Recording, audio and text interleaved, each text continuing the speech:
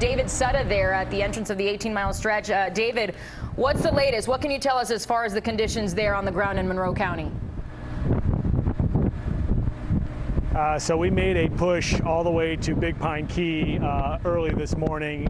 We started yesterday, but as night fell, it was almost impossible to get through US 1, and we stopped. We took shelter at the Marathon High School with the Monroe County Sheriff's Office. They were all out of sorts there. It is a huge mess down there. For lack of a better word, the bomb went off in Big Pine Key and Marathon on the Atlantic side.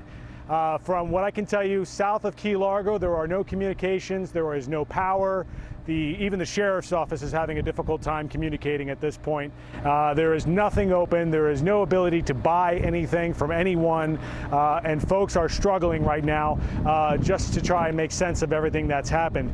We've come across people that are walking basically to find out, to check in on loved ones and friends, and there's just no other way to communicate in all this. In Marathon, we can confirm that at least one person died trying to evacuate when their car wrapped around a pole, and another body was found near the courthouse. They expect that number to rise. Apparently in Buki Bay, there was a lot of people who decided to ride it out in their boat, and that is where the sheriff's office, they're telling me, are spending their time this morning searching the area looking. We did get into Marathon on the Atlantic side and speak to a few folks in there and survey the damage. The storm surge was absolutely incredible on that side. You're looking at about 5 feet in some of these homes that were already elevated above the sea level. In terms of what it does in damage to these houses, entire facades, entire roofs, wiped out the furniture, actually pushed out the front door and long gone. Some folks really shaken by this. We spoke to one gentleman who had just gotten back from Houston. He was part of Charlie Company with the Marine Corps over there doing rescues. Came back today, we were with him as he walked into his house. It was completely gone. Everything was just absolutely demolished in there, and a real mess. Everything, as far as the folks that are looking to get in the Keys, concerned about your homes, you're looking at basically Tavernier South is a real mess. Anybody that has a property in Key Largo is looking better. I wouldn't say you're not going to have any damage, but it's mostly trees and signs in Key Largo. But as you move further south, it is absolutely horrible. And Big Pine Key is probably the worst we got. We never got past Big Pine Key, which was just in the eye wall there.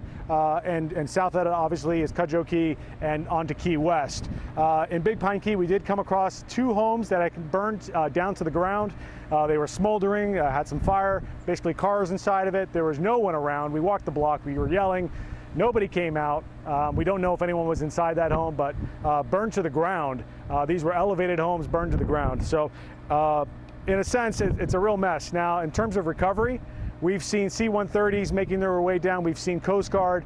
We've seen convoys of National Guard and convoys of the Sheriff's Office and Fire Rescue trying to push their way towards Key West. I got to tell you, the roads are really bad. You have to weave your way through it. You're going over fences, you're going over all kinds of stuff. It's very easy to pop a tire. In fact, we saw somebody that had, and we handed him we had a fix-a-flat can we gave him to help him get himself back on the road.